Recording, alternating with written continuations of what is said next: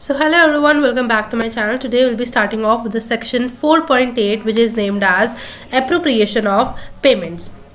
Sometimes a debtor owes several debts to the same creditor and makes payment which is not sufficient to discharge all the debts. In such case, the payment is appropriated, that is adjusted against the debt as per section 59 to 61 of the Indian Contract Act.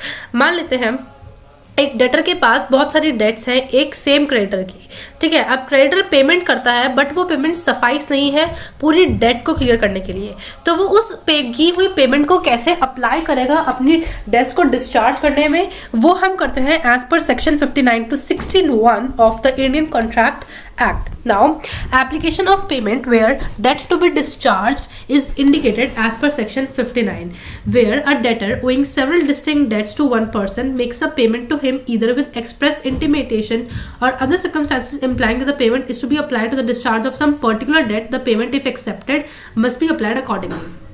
मान लेते हैं कि मेरे आपके पास पूरे 10,000 रुपए हैं, लेकिन अब मैंने आपसे ये कहा कि भाई ये 2,000 रुपये मैं दे रही हूँ और वो 2,000 का जो हमारा है ना वो वाला सबसे पहले आप क्लियर कर दो, बाकी का डेट्स हम बाद में क्लियर करेंगे।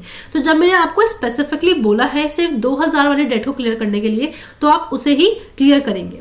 Now application of payment where debt to be discharge is not indicated. अब मैं आपको पेमेंट कर रही हूँ बट मैंने बताया नहीं कि आप कौन सी वाली डेट को डिस्चार्ज करोगे। सो उस केस में क्या होगा, as per section 61 where the debtor has omitted to intimate and there are no other circumstances indicating to which debt the payment is to be applied, the creditor may apply it at to his discretion to any lawful debt actually due and payable to him from the debtor, where its recovery is or not barred by the law in force for the time being as to be intimated of suit. However, he cannot apply the payment to the disputed debt. अब मैंने आपको बताया नहीं है, मैंने आपको 3,500 रुपये दिए हैं, ठीक है, बट मैंने आपको बताया नहीं है कि ये 3,500 रुपये आप कौन सी वाली डेट पे एडजस्ट करेंगे। तो वो आप अपनी मर्जी से किसी भी डेट में एडजस्ट कर सकते हैं, बट आप उसे किसी भी अनलॉफुल या डिस्प्यूटेड डेट में एडजस्ट नहीं करेंगे, ठीक है।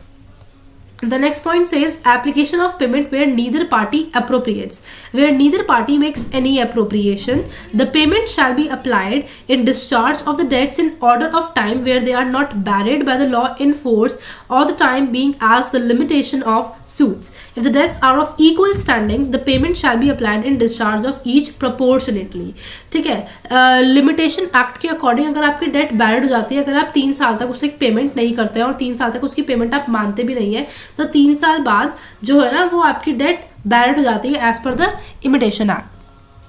अब मैंने आपको पेमेंट कर दिया है, ना ही मैंने अप्रोप्रिएट करा कि आप इस वाली डेट पे लगाना, ना आपको पता कि कौन सी वाली डेट में लगाएंगे। तो सबसे पहले वाली जो हमारी डेट ड्यू होती है, आप उस पे as per the time period आप उसको एडजस्ट करते रहेंगे। टाइम पीरियड के बाद एडजस्ट करेंगे, बट आप स्टिल डिस्प्यूटेड डेट और बैरिड वाली डेट्स जो है 3 साल के ऊपर वाली, आप उन वाली डेट्स को छोड़कर आप टाइम पीरियड के अकॉर्डिंग बाकी डेट्स को एडजस्ट करते रहेंगे। So this is the case और scenario in 3 types of things. जब आपको एप्लीकेशन बताई जाती है कि आप किस तरीके से अप्लाई करेंगे पेमेंट को, जब एप्लीकेशन प्रोमिसर नहीं बताता तब क्या करेंगे, जब दोनों ही उसको अप्लाई नहीं करते तो उस केस में क्या करेंगे। 59, 60 एंड 61 के अकॉर्डिंग आप पेमेंट्स की अप्रोप्रिएशन इस तरीके से करते हैं। So I hope you are able to understand it. Thank you so much for watching this video.